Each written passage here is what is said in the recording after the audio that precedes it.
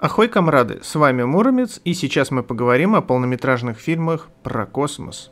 В предыдущем ролике по сериалам, ссылка в описании, все было достаточно просто. Их мало и ранжировать не было особого труда. С полнометражными фильмами ситуация чуть лучше, но не сказать, что сильно.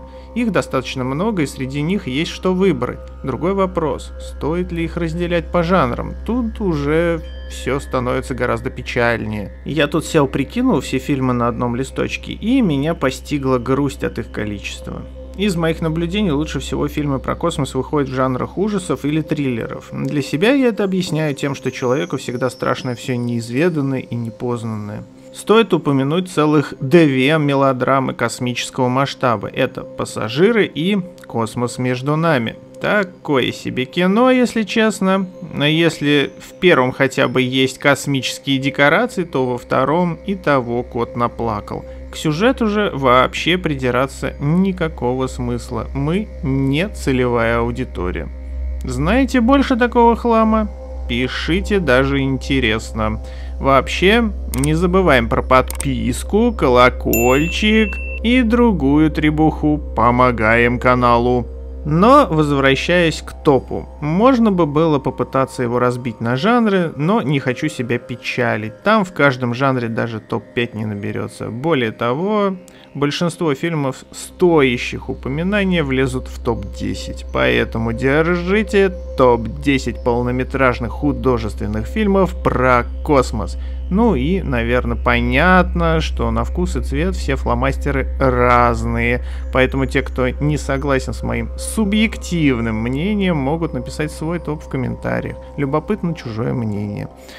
По традиции начнем с конца. На 10-м месте у нас Star Trek. Как я уже говорил в отношении сериалов, не являюсь фанатом вселенной, но среди того изобилия, что по ней наснимали, есть вполне неплохие фильмы, если закрыть глаза на откровенные глупости. На 9-м месте «Звездные войны». Опять же, очередная легендарная вселенная, окончательно убитая Диснеем.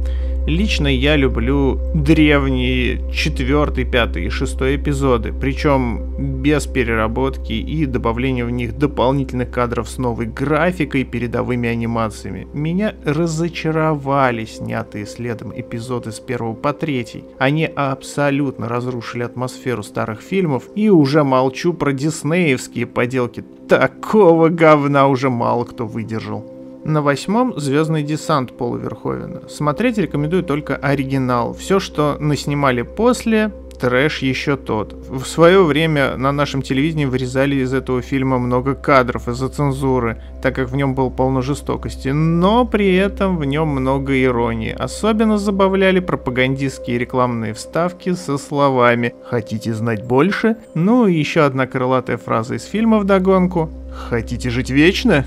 7-е место открывает нам мир ужасов и триллеров. Поистине фильм можно назвать легендарным и уникальным в своем роде. Он является продуктом мистического ужаса, который несут за собой передовые технологии. В русской локализации его назвали «Сквозь горизонт», но по-хорошему Event Horizon переводится как «Горизонт событий». Ну и надо сказать, сюжет ходит вокруг мини-черной дыры, на основе которой был создан движок корабля, что как бы намекает на правильность названий и интеллект локализаторов. Этот фильм — это тот случай, когда авторам удалось органично увязать технологический прорыв человечества с мистическими его последствиями.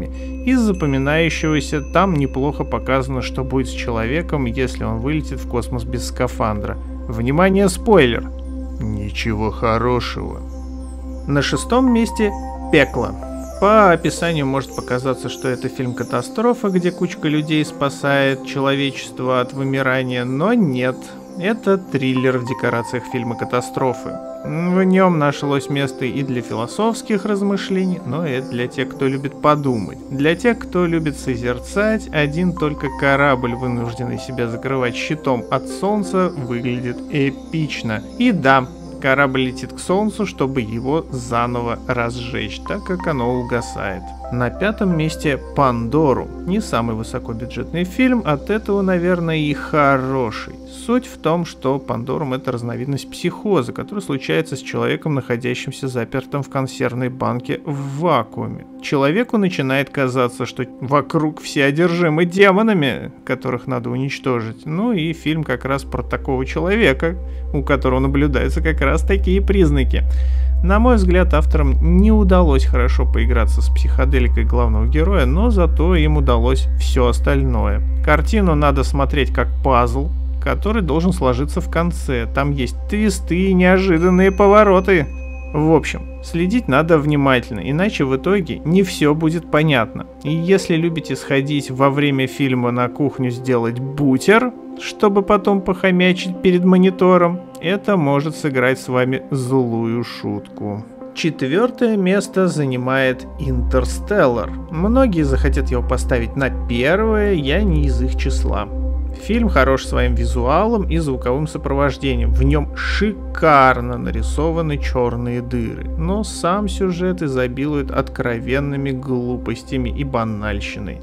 Когда смотришь его впервые в кинотеатре, он производит сильное впечатление. А вот при повторном просмотре начинает всплывать вся глупость. Фильм старается в метафоричности и пытается этим оправдаться, но лично мне на некоторые вещи сложно закрыть глаза.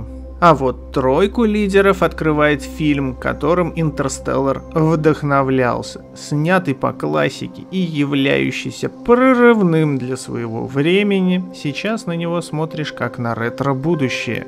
Приятно посмотреть, как себе представляли работу скайпа или зума до появления мощных персональных компьютеров и смартфонов. Искушенный человек, наверное, уже догадался, о чем идет речь.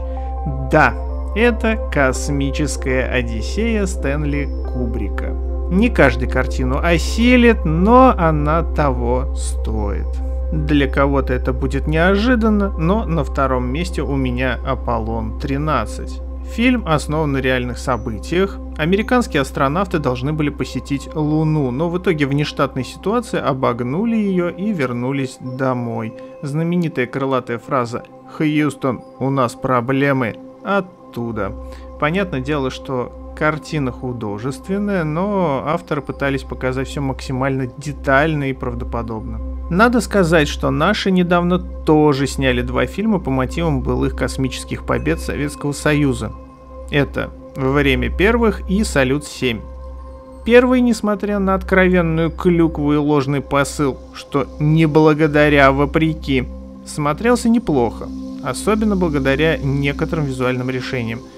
А вот 2-й был настолько плох, что пришлось менять имена прототипов, при этом я слушал историю, взятую за основу от человека, который в ней непосредственно участвовал. И прямо скажу, она была интереснее, чем то, что они наснимали в итоге. И вот вроде бы направление правильное киноделы выбрали, но никак они без глупости и клюквы не могут обойтись. Хотя, казалось бы, ну что сложного? Ну а теперь 1-е место. Вы, наверное, уже догадались, интриги не будет, но все же. Поставьте на паузу и напишите в комментарии свою догадку о 1-м месте. Потом посмотрим, совпало или нет. «Барабанная дробь». Это фильм, который засмотрен до дыр. И имеет кучу трешака, отснятого вокруг него. Фильм, который пытался похоронить собственный режиссер. Причем осуществил несколько попыток и, возможно, еще осуществит. Да-да, это он. «Чужой». На самом деле, среди всего того говна, что на тему «Чужого» снято, хорошим является только 1-й и 2-й фильм. Хотя, мне понравился и 3-й. Но тот был в производственном аду, поэтому он явно был слабым. А вот глядя на попытки Ридли Скотта в предысторию, не таким уж он и слабым начинает казаться.